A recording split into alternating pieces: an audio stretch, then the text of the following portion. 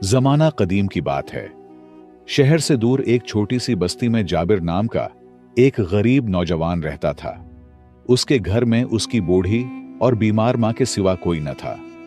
गुर्बत ने उसे इस कदर जकड़ रखा था कि जाबिर दिन रात मेहनत मजदूरी करता, मगर इतनी ही कमाई होती जो बमुश्किल घर का खर्च पूरा कर पाती। उसकी मां बरसों से बीमारी के बिस्तर पर पड़ी थी।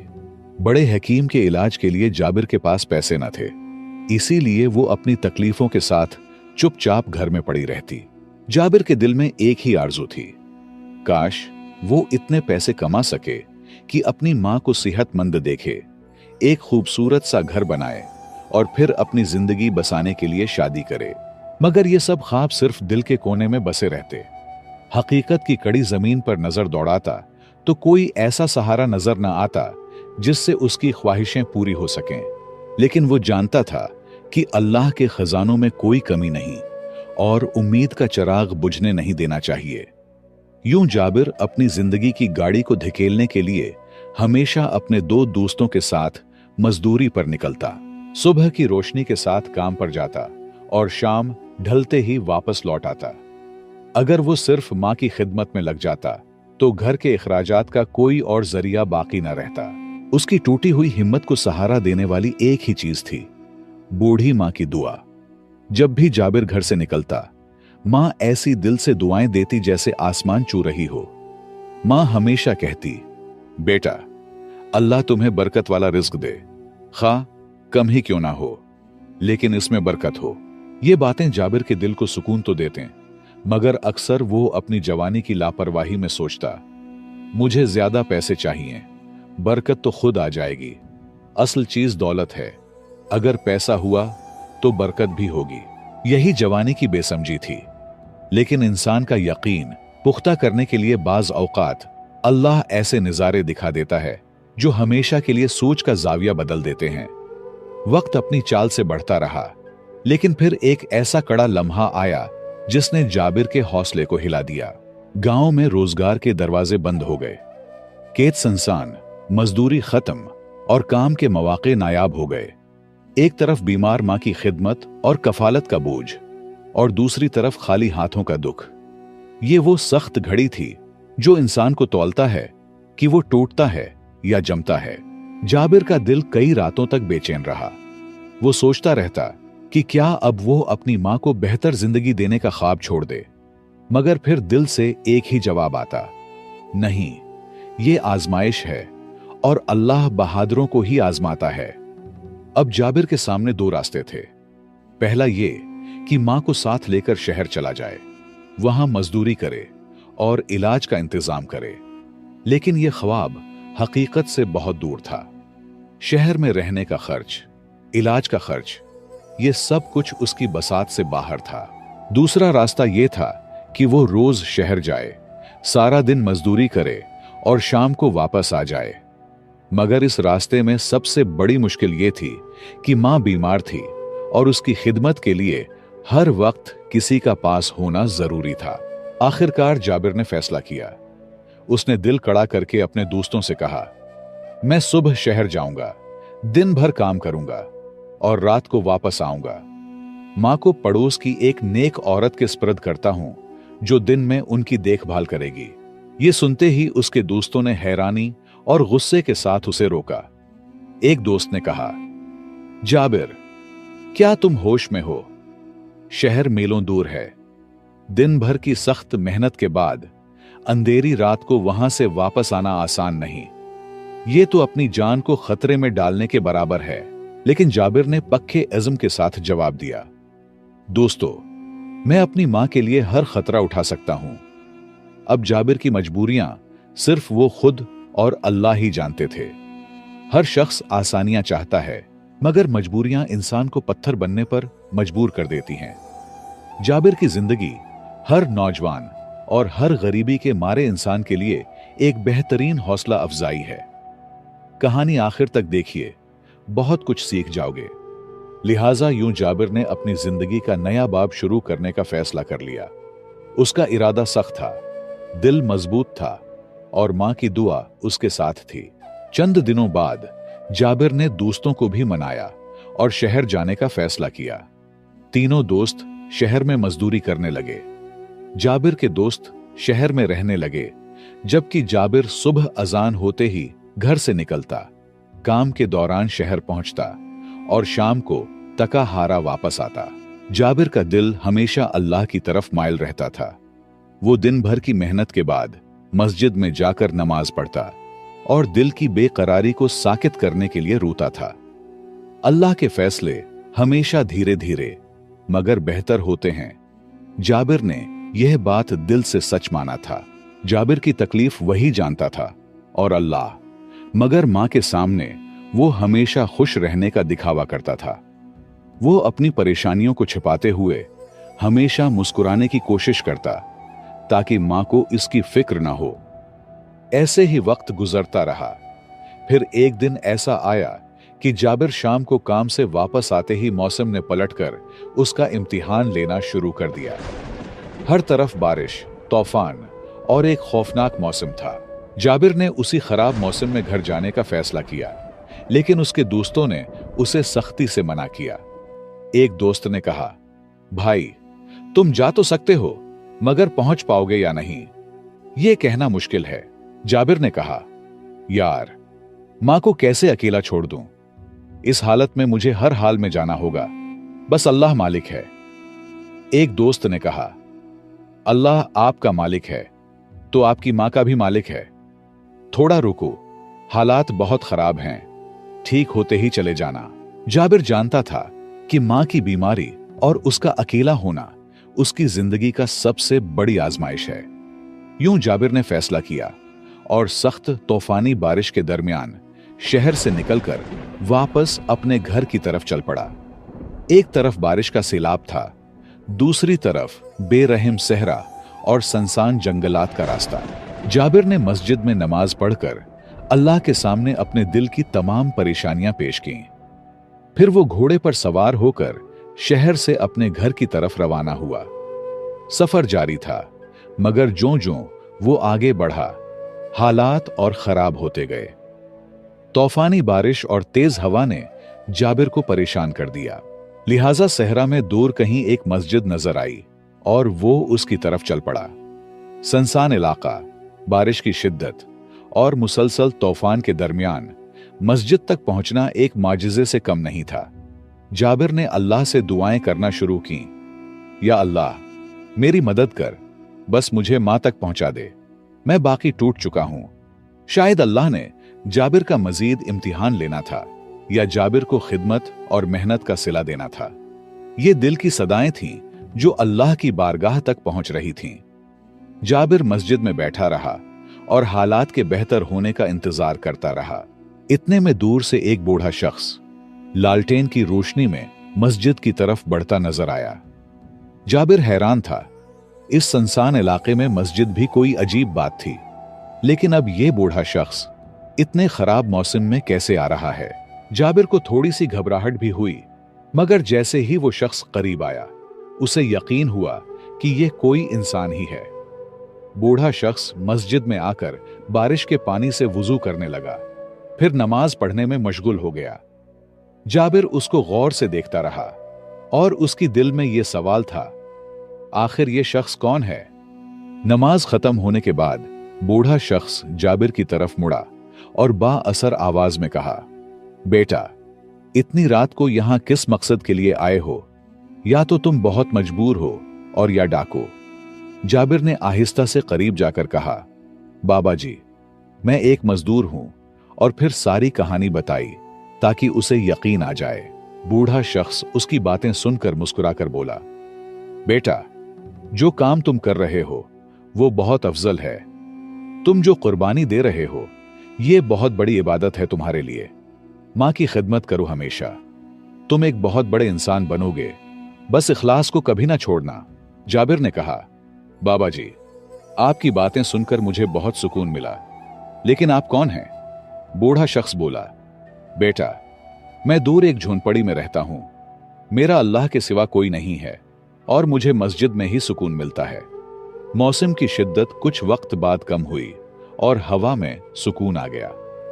जाबिर ने उस मौके को गनीमत जाना और बूढ़े शख्स से कहा, बाबा जी, मैं अब जा रहा हूं। मेरी मां बहुत बीमार है और मुझे उसकी फिक्र हो रही है। बराही करम उसके लिए दुआ कर दीजिए। बूढ़े शख्स ने जाबिर की बातों पर तवज्जो दी और दुआ के लिए हाथ उठाकर जाबिर की मां के लिए दुआ की।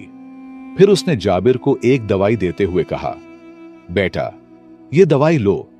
मैं हर रात तिलावत करता हूं और इस पर दम करता हूं। ये दवा दिया करो, इंशाअल्लाह इससे तुम्हारी मां ठीक हो जाएगी। फिर बूढ़े शख्स ने जाबिर को एक अशरफी देते हुए कहा, बेटा, ये अशरफी ले लो, अल्लाह इसमें बरकत डाले। ये अशरफी बहुत कीमती है, ज्यादा मजबूरी ना हो तो खर्च ना करना। ये अशरफी आपकी सारी जरूरतें पूरी करने के लिए काफी है। जाबिर दिल में बोला, एक ही तो अशरफी है, इसमें क्या बड़ी बात है। लिहाजा उसने अशरफी को अदब से ले लिया और रुखसत मांगते हुए वहां से रवाना हो गया।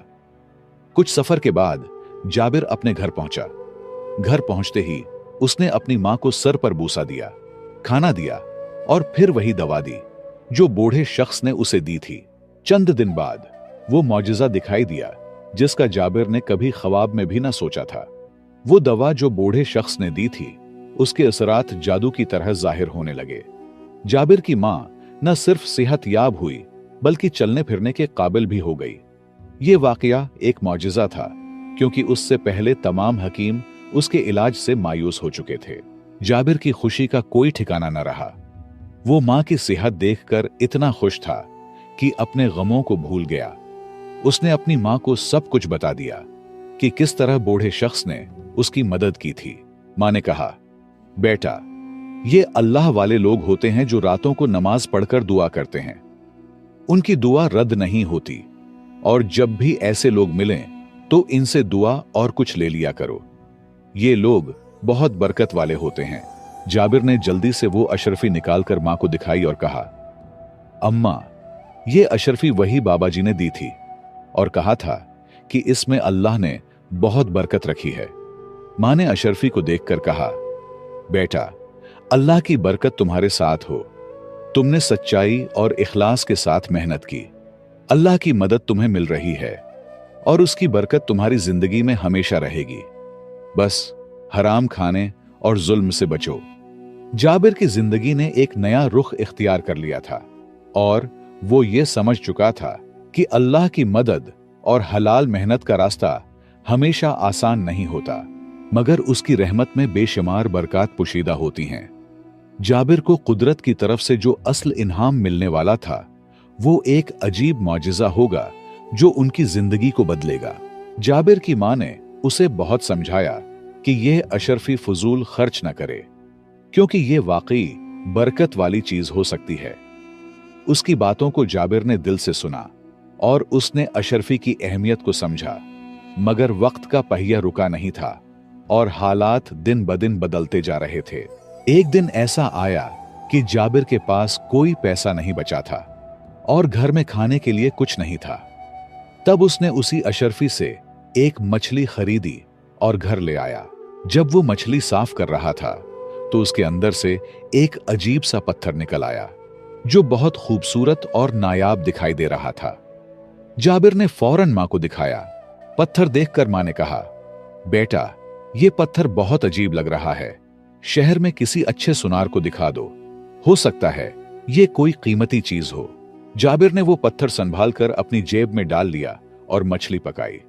उसने ज्यादा तवज्जो न दी, बस अपने रोज के काम पर लग गया। वक्त यूं गुजरता रहा। कुछ महीनों बाद जाबिर को पैसों की शदीद जरूरत पेश आई। उसने फैसला किया कि वो अपने घोड़े को बेच देगा, मगर फिर उसे वो पत्थर याद आया। उसने सोचा, चलो इस पत्थर को शहर के सुनार को दिखाता हूं, शायद इससे कुछ रकम मिल जाए। जब जाबिर शहर पहुंचा और सुनार को वो पत्थर दिखाया तो सुनार ने हैरानी से पूछा, ये पत्थर तुम्हारे पास कहां से आया? जाबिर ने जवाब दिया, क्यों, क्या हुआ? सुनार ने जाबिर की बातों पर फौरन तवज्जो देते हुए कहा, बेटा, मैं तुमसे मोहब्बत से कह रहा हूं, ये कोई आम पत्थर नहीं है।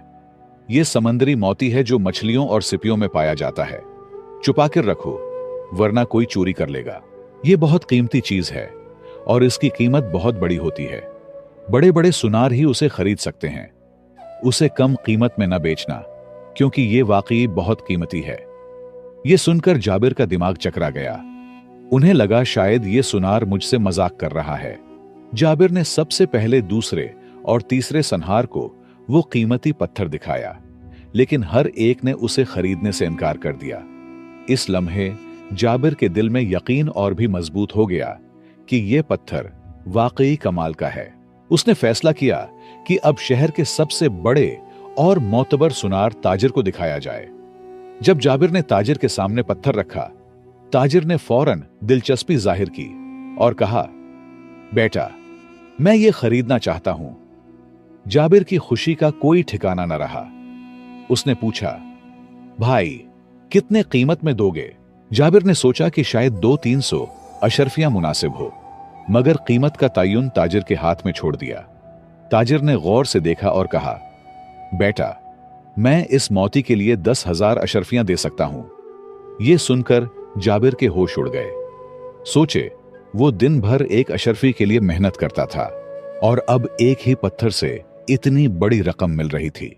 ताजिर ने मजीद बात करते हुए कहा कि कीमत बढ़ाई जा सकती है और आखिरकार दोनों की रजामंदी से कीमत 15,000 अशरफियों पर तय पा गई। जाबिर की खुशी आसमान को छू रही थी। वो फौरन उड़कर मां को यह खुशखबरी सुनाना चाहता था, मगर सब्र किया और पहले ताजिर से पैसे वसूल करके बगैर किसी मजदूरी के घर वापस लौट आया। घर पहुंचते ही जाबिर ने मां को वो रकम दिखाई। मां भी खुशी से झूम उठे। वो लम्हा वाकई हैरान कुन था। एक अशरफी के लिए दिन भर मजदूरी करने वाला जाबिर अचानक 15,000 अशरफियों का मालिक बन गया। सोच से बाहर बात थी। जाबिर ने सबसे पहले अपने कर्जदारों को पैसे वापस किए, मां के इलाज का बंदोबस्त किया और फिर शहर में अपना खूबसूरत घर खरीदा। कुछ वक्त बाद शादी भी कर ली और अपनी जिंदगी में हर तरह का सुकून हासिल किया। मां ने जाबिर को समझाया, बेटा, तुम्हें उसी बूढ़े बाबा जी के पास जाना चाहिए और उन्हें कुछ पैसे देकर उनकी दुआएं लेनी चाहिए। जो जरूरियात हो उसकी वो पूरी करो। उन्हें बताओ वो बहुत अच्छा इंसान लग रहा है और ये सब बरकत की एक अशरफी का सिला है।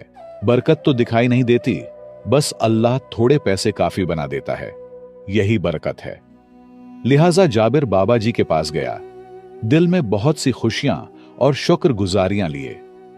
उसने सब कुछ बाबा जी को बता दिया कि कैसे उसकी जिंदगी में यह तमाम बदलाव आया था और कैसे वो 15,000 अशरफियों का मालिक बन चुका है। बाबा जी ने उसकी बातें सुनकर एक गहरी नजर से उसे देखा और फिर बहुत कीमती बातें की, जो शायद इन 15,000 अशरफियों से कहीं ज्यादा भारी थीं। बाबा जी ने कहा, बेटा, सोचो, तुम्हारे 2 दोस्त और भी हैं, वो क्यों नहीं ये पैसे पा सके? वो मछेरे जो मछलियां बेचते थे, उन्हें ये मोती क्यों नहीं मिला? ये सिर्फ तुम्हें ही क्यों मिला? ये सिर्फ एक इत्तिफाक नहीं है। तुम्हारी मां की खिदमत, तुम्हारी ईमानदारी और मेहनत का ये सिला है, जो अल्लाह ने तुम्हें किसी न किसी रास्ते से दे दिया। फिर बाबा जी ने जाबिर को नसीहत की, ज्यादा पैसों के पीछे न भागना, क्योंकि अल्लाह जब चाहे पैसा दे सकता है और जब चाहे ले सकता है। अपनी जिंदगी में खिदमत, ईमानदारी और मेहनत को बरकरार रखना। किस्मत भी अल्लाह इन्हीं लोगों का खुलता है जिनमें मेहनत के साथ ईमानदारी और इंसानियत के लिए तड़प हो। माँ बाप की खिदमत सबसे अफजल इबादत है और यह एक ऐसी इबादत और अमल है जिसका सिला दुनिया और आखिरत दोनों में मिलता है। लिहाजा हमेशा अपने वालिदैन की खिदमत किया करो।